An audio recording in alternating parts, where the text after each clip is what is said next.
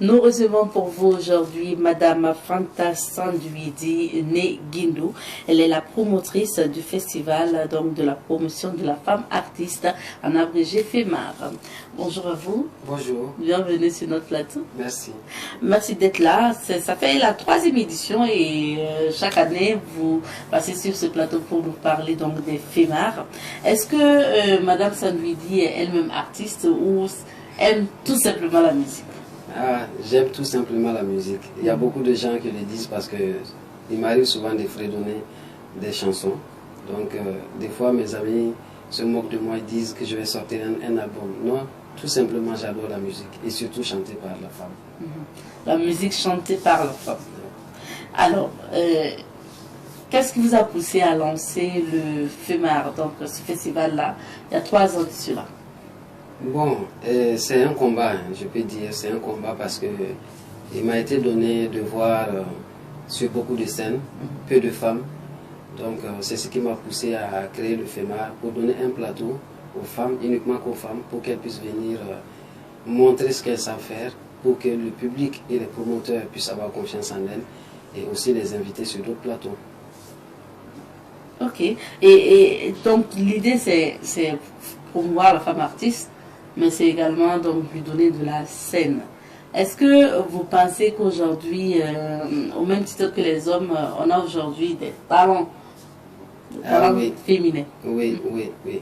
On a beaucoup de talent. Ouais. Donc on est souvent émerveillé quand on se retrouve souvent sur les scènes et quand on voit ces femmes-là en live, c'est vraiment extraordinaire. Elles sont en train d'abattre un travail colossal, je peux dire, pour être à la hauteur et pourquoi ne même pas dire pouvoir prester à l'international.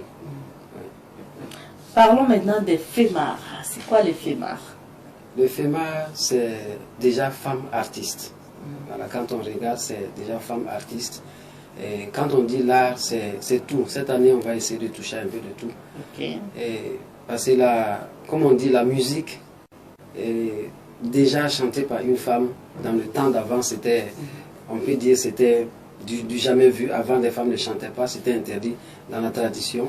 Et comme on dit, la vie aujourd'hui, sans la musique, surtout chantée par une femme, c'est une erreur. Ok, la musique chantée par une femme, c'est encore meilleur. Oui, bien sûr. Bien sûr. Et vous dites que cette année, vous allez toucher à tout. Les FEMAR, il y a eu quand même des éditions passées. Oui. On va faire le petit bilan de ces 2 éditions avant d'attaquer la 3e édition. Est-ce que pour les 2 éditions passées, vous avez des bons résultats en général? Oui, bien sûr. Une grande satisfaction déjà morale. Donc, ce qui fait que nous continuons. Voilà, nous avons vu beaucoup de femmes s'épanouir. Nous avons vu beaucoup de femmes donner ce qu'elles savent faire. Nous avons vu le public avoir confiance en ces femmes.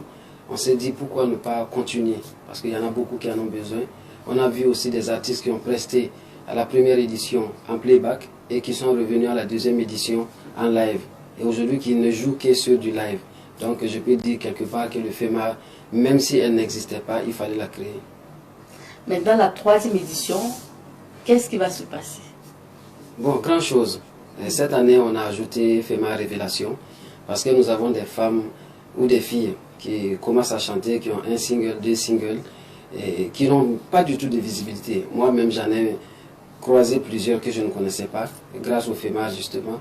Et on a ajouté la révélation, c'est-à-dire c'est un jeu du public qui passe même actuellement sur votre télé, pour pousser le public à voter pour ces filles. Parmi ces filles, celle qui va gagner aura droit à un studio. On va l'encourager à enregistrer un son. Si on a des partenaires qui nous accompagnent, pourquoi ne pas l'aider à faire aussi un clip? Donc on a ajouté ça cette année. Et on a aussi ajouté les humoristes. Voilà. Okay, pour étendre à l'art. Exactement, exactement, exactement. Donc ça sera quoi en fait le programme des FEMAR? Bon, le programme des FEMAR, c'est d'abord une rencontre qui est considérée comme un panel. Nous invitons les jeunes et les anciennes, parce que le FEMAR, c'est ça. C'est d'abord prendre les anciennes qui vont faire du live et les jeunes qui viennent de commencer, qui vont venir jouer en playback. qui vont voir après, celles qui restent après pour voir ce que c'est que le live. Donc on fait d'abord une rencontre entre ces deux générations, comme un genre de panel, de conseils, et nous allons aussi amener quelqu'un qui va aussi expliquer comment gérer la carrière même en tant que telle. Pour les fémars, est-ce que il y a une compétition en quelque sorte, ou bien c'est que des prestations d'artistes femmes? Bon, la révélation déjà c'est une compétition. Parce que si on voulait mettre un jury, on le fera peut-être dans les années à venir, et ça allait être un peu compliqué parce que chaque artiste a ses fans. Donc il y a une compétition, ses fans, c'est-à-dire le public, ses fans vont voter pour elle. Celle qui va gagner, celle qui aura le plus de votes, aura droit à ce studio-là. Et puis on a des partenaires aussi qui promettent aussi des lots. Ça c'est pour les fémars révélations, voilà. Mais pour les artistes confirmés comme vous le dites, non, il y a pas ça c'est pour des prestations. Non, ça c'est pour des prestations en live. Parce que vraiment, un artiste complet, on peut dire c'est le live. Le live permet toujours à un artiste de pouvoir montrer réellement ce qu'elle sait faire. Quand on a un CD ou quand on a un son d'un artiste, c'est juste l'écouter, mais sur le live ça devient autre chose. Les professionnels savent de quoi je parle. Pour revenir à ces artistes-là, pour la 3e édition, qui sont les artistes invités? Bon, nous avons d'abord le Goulmou, la région du Goulmou qui est la région invitée cette année. Et nous avons Marie Gaïri. Et de passage, je lui fais un clin d'œil qui a perdu son mari en janvier. Là. Je lui présente toutes mes condoléances. Et nous avons Pamika, nous avons Fleur, nous avons Dizzy Bofola et nous avons Kadi Wempure qui sont des grosses têtes qui seront là. Et en plus, on a aussi les jeunes qui sont là. En tout, on a à peu près 30 artistes à faire passer sur les 3 jours. Et comment ça se fait en fait un peu la programmation pour les 3 jours de festival? Bon, je ne vous cache pas, il n'y a pas de sélection spéciale en tant que telle. Okay. Moi, je n'ai pas de préférence. Et quand on lance le FEMA, les premières qui nous contactent, qui nous envoient leur son, on écoute et on valide. C'est vrai qu'il y en a aussi qui ne chantent pas trop bien, mais quand on écoute et qu'on valide, on prend la personne. Ça c'est pour les débutants? Voilà, ça c'est pour les débutants. Mais okay. Pour les anciennes, le choix est fait par moi-même. Et c'est comme ça, c'est pas par affinité. Cette année, l'année passée, il y en a eu l'année passée et cette année. Donc ça c'est un tournant. Donc toutes celles qui ne sont pas encore passées sur le FEMA, qui sont des anciennes, elles n'ont qu'à s'apprêter, elles sont appelées à venir sur la scène du FEMA. Par exemple, pour les 3 jours, est-ce que vous faites une programmation de telle sorte qu'on ait des artistes, les débutantes d'abord, ensuite une vedette, une grosse tête donc, de femmes artistes aussi, et le 2e jour, pareil, le 3e jour, ainsi de suite?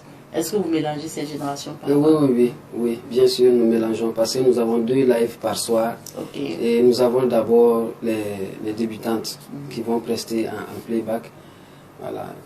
Il y en a aussi qui amènent juste le rythmique, c'est-à-dire l'instrumental, je vais dire. Les semi-live. Voilà, pour pouvoir fredonner les chansons. Nous leur donnons en tout cas le temps vraiment de donner ce qu'elles ont. Et après, maintenant, le live commence. Et celles qui ont presté restent pour regarder le live. C'est ce que je leur dis toujours. Parce que c'est quelque chose qui s'apprend. Pour les FEMA, cette année, ça aura lieu de quand à quand et ça va se passer où? Le FEMA cette année, c'est du 26 au 28 avril, c'est-à-dire dans une semaine. Okay. Voilà. Et ça serait sur le terrain du Newton à Waelguin, juste après l'échangeur de l'Est en allant à Kosodo. Dès que vous sortez de l'échangeur à droite, il y a une grande cour, ça va se passer là-bas. Le terrain du Newton à Waelguin. Vous avez choisi un thème pour cette 3e édition, c'est cohésion sociale et don de soi. C'est ça. Ça veut dire quoi? Bon, cohésion sociale, ça c'est vraiment le combat de tout le monde. C'est très important si on est en cohésion. Et le don de soi, c'est de pouvoir donner ce que vous avez à l'autre. C'est ça, le don de soi. C'est pas parce que, comment dirais-je, je n'en ai pas assez, que ce que j'ai là, je ne peux pas aussi partager. Et si nous arrivons à pouvoir partager, c'est déjà quelque chose. Donc à la fin du FEMA, nous avons décidé de faire un don au PDI, aux personnes déplacées. Et c'est très très important. Donc le don de soi, il vient de là. Le FEMAR ne veut pas rester aussi à côté, laisser le gouvernement seulement se battre. Beaucoup de gens en font, le FEMAR aussi veut en faire. Pour ce festival, est-ce que l'entrée est payante? Non, c'est gratuit pour le moment. C'est grand public. Oui, c'est grand public. Oui, c'est grand public. Donc c'est pour cela qu'il ne faut pas rester à la maison et se faire raconter le FEMAR. Est-ce qu'à ce jour, hein, vous avez dit après une semaine de l'activité, voilà, une semaine de l'activité, est-ce que vous, en termes d'organisation, vous avez bouclé tout? Oui, on peut dire ça. On peut dire ça parce que je suis une personne prévenante. Et j'ai commencé déjà à boucler les choses depuis janvier. Donc je peux dire que ce qui reste ne peut pas m'empêcher de dormir. Il reste juste un peu et c'est pas grand chose. Pas grand chose. Oui. Quel serait votre message à l'endroit d'éventuels partenaires? Parce que vous avez parlé de partenaires tout à l'heure. Oui. Bon, ce que j'ai à dire, le FEMAR est un événement que tout partenaire doit accompagner. Parce que quand il s'agit de la femme, il y a quelque part cette vulnérabilité-là qui fait que c'est les personnes à vraiment soutenir. Donc le FEMAR est un événement où tout partenaire doit venir là-dessus. Et nous invitons vraiment les gens, les sociétés à soutenir le FEMAR. Merci bien. Et quel serait votre appel à l'endroit du public pour le festival à venir? Mon appel, c'est simple. Hein. J'appelle vraiment que le public sorte massivement. Et plus précisément, ces quartiers-là, Dasasko, Wayalguin, Bonogo, Saba, Kosodo, Nyoko, à sortir vraiment massivement. Même la zone 1, Karpala, tout, de sortir vraiment massivement pour venir soutenir ces artistes-là. Elles vont vraiment vous surprendre. Donc le 26, vous avez dit? Oui. 27 et 28. Voilà. Avril prochain, donc au niveau du terrain Newton à Wayalguin. Voilà. Et je tenais à remercier mon parrain, qui est le ministre d'État, le ministre de la Communication, de la Culture, des Arts et du Tourisme, M. Emmanuel Ouedraogo, qui ne ménage aucun effort vraiment pour soutenir le FEMAR. Parce que pour lui, le FEMAR, s'il n'existait pas, il fallait créer le FEMAR. Merci bien. On a épuisé notre temps. Oui. Quel serait votre mot de fin? Aussi à un contact pour ceux qui veulent entrer en contact avec le festival. Mon mot de fin, c'est aussi vraiment remercier M. Sidnava, qui est vraiment une personnalité exceptionnelle, qui ne ménage également aucun effort pour soutenir le FEMAR depuis le début. Donc vraiment, je profite de votre micro pour lui dire merci, un grand merci, et que Dieu le bénisse. Le contact pour le FEMAR, c'est le 78 78 87 87. Merci bien. C'est moi qui vous remercie. Et rendez-vous les 26, 27 et 28 au terrain Newton de Wayalguin pour vivre la 3e édition de ce festival, donc de promotion de la femme artiste FEMAR. Merci bien Madame Sandwidi. C'est moi qui vous remercie. Restez avec nous, nous étions, je rappelle, avec Madame Fanta Sandwidi Neguindo.